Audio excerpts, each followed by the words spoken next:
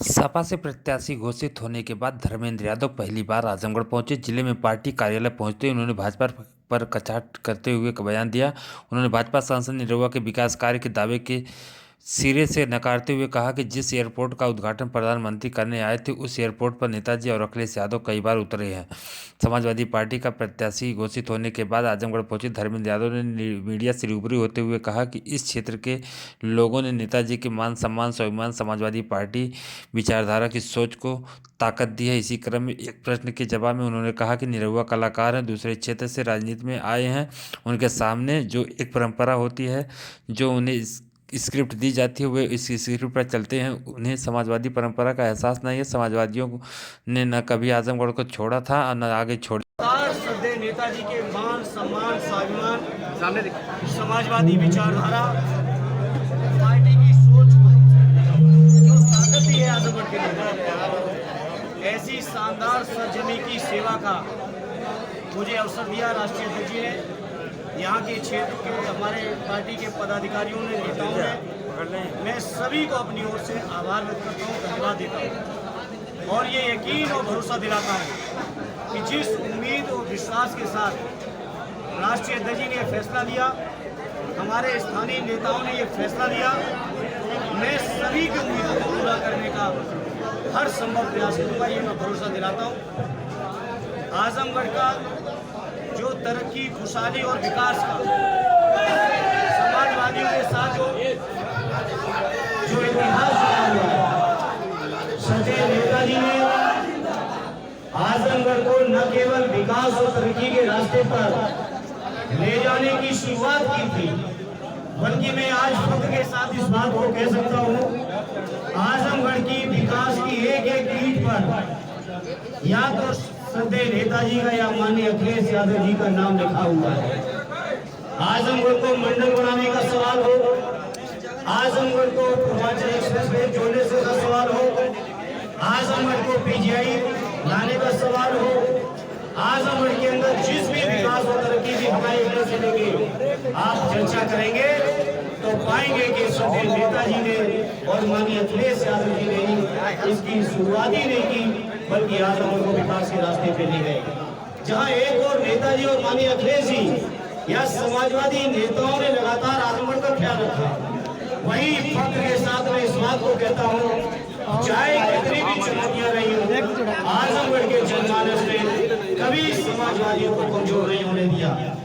मुझे याद है बचपन से जब मैं श्रद्धेय नेताजी के सानिध्य में रहता था, पढ़ता था, उनके पास रहता था, समाजवादी पार्टी के सामने समाजवादी विचारधारा के लिए अगर कोई भी बड़ी चुनौती आई तो आजमगढ़ की तोड़ नेताजी ने रुख किया, और जब नेताजी ने आजमगढ़ की ओर रुख किया तो केवल रुख ही नहीं किया, बल्कि आजमगढ़ के लोगों ने समाजवादी विचारधारा को एक नई ऊंचाई देने का हर संभव काम किया है।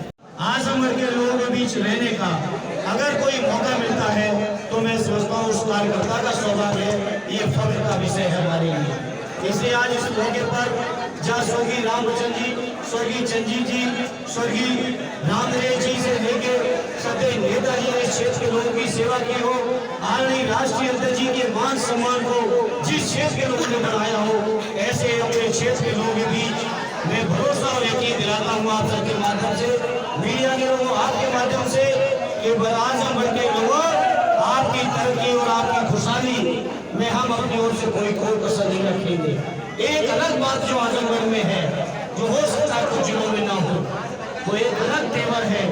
आजमगढ़ के लोग हमेशा क्रांतिकारी राजनीति का काम किए हैं। आजमगढ़ के लोगों ने हमेशा अन्याय अत्याचार को अस्वीकार किया है, और उस अन्याय अत्याचार के खिलाफ अगर जंग की कहीं शुरुआत होती है तो ये आजमगढ़ की ही सरजमी है। जहाँ पूर्वांचल के प्रवेश द्वार के तौर पर आजमगढ़ को माना जाता है, उसी आजमगढ़ के लोगों के बीच आज मुझे फख्र है कि पार्टी ने मुझ पर एक बार फिर यकीन भरोसा करके भेजा है, और मैं पार्टी को और आजमगढ़ के जनमानस को अपनी ओर से आश्वस्त करता हूँ कि उनकी हर उम्मीद को पूरा करने का अपनी ओर से हर संभव प्रयास करूँगा। मुझे याद है श्रद्धेय नेताजी का 2014 का चुनाव आप सबको भी याद है। जिस हवाई अड्डे को उद्घाटन के लिए वो माननीय प्रधानमंत्री जी को लाए, इसी हवाई अड्डे पे 14 में आदरणीय राष्ट्रीय आदरणीय नेताजी आदरणीय राष्ट्रीय अध्यक्ष कई बार बोले। मुझे वो दिन भी याद है, सखिया में चीनी मिल का शिलान्यास हुआ था, उस कार्यक्रम में भी मुझे आने का सौभाग्य मिला था। मुझे वो दिन भी याद है जब सखियाओं की चीनी मिल के उद्घाटन में सदैव नेताजी आए थे, तो जहाँ चीनी मिल का तो उद्घाटन किया ही था, शिलान्यास किया ही था, वहीं इस हवाई अड्डे का भी उद्घाटन से लेकर सारी चीजें पूरी हो गई थी। अगर मुझे सच याद है, सही याद है, तो आजमगढ़ की मुझे याद है कन्या विद्याधन की योजना की शुरुआत आदरणीय अखिलेश यादव जी ने इसी हवाई अड्डे से उतर के और हवाई अड्डे के बगल में विशाल पंडाल लगा के उसकी शुरुआत की थी आजमगढ़ में। आइयो आपको याद होगा। तो जो लोग कहते हैं कि काम किया है, जो काम 10 साल पहले हो चुका है, अगर उसी के ऊपर पत्थर लगाना हो, उसी के ऊपर उद्घाटन लगाना हो सकता है बीजेपी के लोग जाने किन इमारतों पर जो जाने कब की बनी हो उनके ऊपर भी पत्थर लगा सकते हैं। इसलिए मैं उस बहस में नहीं जाऊंगा। आजमगढ़ के लोग जानते हैं कि समाजवादियों ने आजमगढ़ के लिए, और समाजवादी इस बात को महसूस करते हैं कि आजमगढ़ के लोगों ने उनके लिए क्या किया। धर्मेंद्र जी, पुलिस की भर्ती को लेकर क्या कहना है? भरोसे पर दारा सिंह जी भी लड़ रहे थे।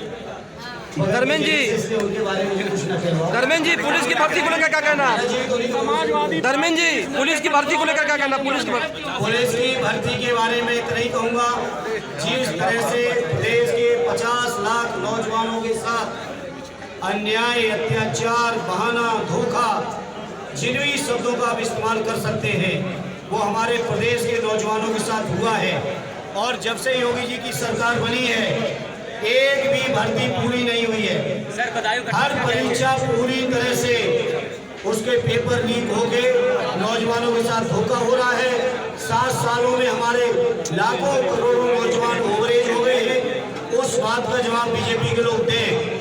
और जैसा हमारे आदरणीय अध्यक्ष जी ने कहा है, 80 जिताओ रोजगार पाओ, ये समाजवादी पार्टी की, उत्तर प्रदेश की पार्टी, हमारी आदरणीय अखिलेश यादव जी के नेतृत्व की हमारी पार्टी इंडिया गठबंधन की सरकार बनाएगी, एनडीए को हटाएगी और बेरोजगार नौजवानों की उम्मीदों को हम लोग पूरा करेंगे। निरुआ जी को, चूंकि वो कलाकार हैं, दूसरे क्षेत्र से आगे में आए हैं, उनके सामने जो एक परंपरा रहती है कलाकार की, स्क्रिप्ट लिख के दी जाती है, उस स्क्रिप्ट को वो चलाते हैं, चलते हैं उस पर। उनको शायद अंदाज नहीं है। मैं इतनी देर से आपसे कह रहा हूँ, स्वर्गीय राम बच्चन जी से शुरू करिए, हमारे अखिलेश यादव जी तक चले आइए। वो समाजवादी शानदार परंपरा है। हम समाजवादी लोगों ने न कभी आजमगढ़ को छोड़ा था, न कभी छोड़ने वाले हैं। ये इस बात का एहसास उनको नहीं हो सकता है, क्योंकि वो राजनीति स्क्रिप्ट के आधार पर शायद करते होंगे, दिल से राजनीति जज्बात से राजनीति उन्होंने नहीं की। अखिलेश यादव जी के नेतृत्व में जो उत्तर प्रदेश के अंदर हमारा पीडीए का फार्मूला है, इंडिया गठबंधन को जिताने का फार्मूला है, एनडीए को जो हराने का फार्मूला है, उसी फार्मूले पर चलते आजमगढ़ की सरजमी से, जहां अक्सर समाजवादियों को एक तरफा समर्थन मिला है, आज भी जो हम बैठे हैं तो हमारे 10 विधायक हैं। आरडी जमाली साहब की कमी थी, मुझे फख्र और गर्व इस बात का है, इस चुनाव में वो भी कमी पूरी हो गई और आज उनकी भी दुआएं आज हमारे साथ हैं। मुझे यकीन है कि न केवल आजमगढ़ सदर बल्कि बगल की लालगंज की लोकसभा भी एक तरफा समाजवादी पार्टी यहाँ से जीत जाएगी। यहाँ की जनता को कैसे आश्वस्त करेंगे कि उनकी समस्या आप डायरेक्ट सुनेंगे? बिल्कुल सुनेंगे और यहाँ की जनता को यही यकीन न होता तो हमारे 10 के 10 विधायक यहाँ की जनता के आशीर्वाद से कैसे जीते। धर्मेंद्र जी, लगातार हर चुनाव दर चुनाव देश में प्रदेश में कई भाजपा के लोग जीते होंगे, लेकिन आजमगढ़ के लोगों ने कभी बीजेपी के लोगों को जीतने नहीं दिया। एक ये जीत हुई है कि एक्सीडेंटल जीत है, उसका लोगों को अफसोस भी है, एहसास भी है। और इस चुनाव के परिणाम जब आएगा 4 जून को, तब आप महसूस करोगे कि आजमगढ़ के लोगों ने किस कदर जवाब दिया है। धर्मेंद्र जी, बिल्कुल जाएंगे। हमारी पार्टी लगातार सक्रिय है। इस क्षेत्र से जिस इलाके में ये हवाई अड्डा है, गोपालपुर विधानसभा, यहाँ से हमारे विधायक भाई नफीस जी, हमारे पार्टी के अध्यक्ष जी से लेकर पूरी पार्टी इस मुद्दे पर लगातार सक्रिय रही। कई बार लखनऊ में मेरी उस मुद्दे पर बात हुई और जाने की जहां तक सवाल है, आजमगढ़ के एक एक व्यक्ति के दरवाजे पर जाने में ना कोई संकोच है, बल्कि सौभाग्य है कि आजमगढ़ के हर व्यक्ति का आशीर्वाद लेने का मौका। धर्मेंद्र जी